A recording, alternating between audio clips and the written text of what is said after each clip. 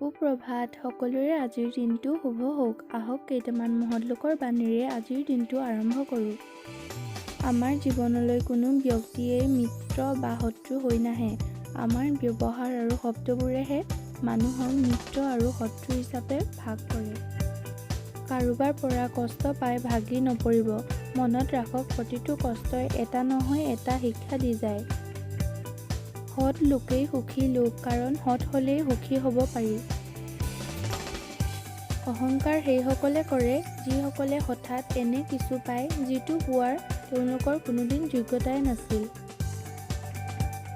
সফলতাৰ উপায় হৈছে এটাই, আৰু সেয়া হ'ল আকৌ এবাৰ চেষ্টা কৰা।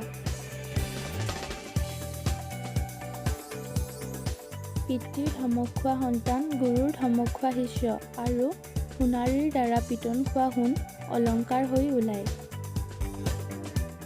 মানুহে যিমান কিতাপ পঢ়িবলৈ শিকে সিমানেই ভাবিবলৈ শিকে। থেংকছ ফৰ ৱাচিং। Bye bye.